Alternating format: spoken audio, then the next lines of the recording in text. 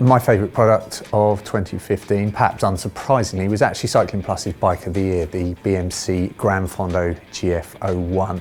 Just a really, really good bike that deserved to win that award. It's not a gravel bike, which is obviously the buzzwords for this year, but it has 28mm tyres, disc brakes, it's Shimano 105, nice and reliable, but it's incredibly comfortable, very fast, pretty light, a lot of fun.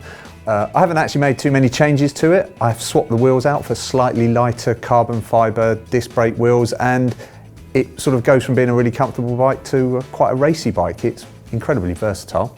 Love it. It's going to be hard to find a new one for 2016. Brooks launched its C17 Cambium carved saddle this year, and I've been so happy with it. It has a cutout section in the middle. It's still got the vulcanized rubber top rather than being made of leather like the older Brooks saddles, so it's got a more modern shape. It's got a more sporty shape. It's a bit lighter than the old saddles. It's simply a brilliant saddle. It's taken me all around Scotland this year, and I couldn't be happier with it. The road bike I've been glued to for most of 2015 is the Liv Avail Advanced.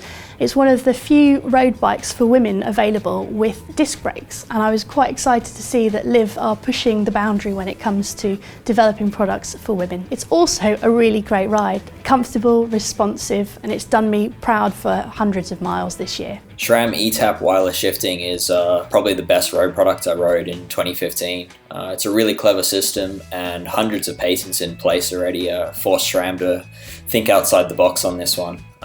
If I were building up a new road bike, SRAM eTap's the one I'd pick right now. They've been around for a couple of years now, but the Giro Empire SLX shoes that I've ridden this year really blew me away. They're kind of loved by testers and product reviewers the world over, and there's good reason for that. They're really light, the laces work really well. There's a nice replaceable heel pad at the bottom as well, so they could last a long time, and yeah, just a good, very functioning, well thought out piece of kit. As a long-time Speedplay user, my favourite product from this year is the Speedplay Walkable cleat. The integrated rubber cover adds traction and durability over the standard version, and the rounded profile makes for easy walking. Standout for me has been this bell from Spurcyle. It's the only bell nice enough that I will happily put it on a road bike. It's kind of expensive, £36 in the UK, $49 in the US, but it looks lovely, it sounds really nice, and it's really well made. So what I've really enjoyed riding throughout 2015 is Zipp's 404 Firestrike clincher.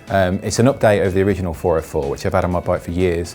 In this new version, they've refined the hub, the stiffness has increased, and there's a new silicon carbide infused brake track, which makes the braking in the wet easily the equal of an alloy brake surface, which is probably a first for any carbon wheel. The big advantage with the 404s is they give you a real true aero advantage, and they're not really that affected by serious crosswinds, which is amazing for a rim of that depth.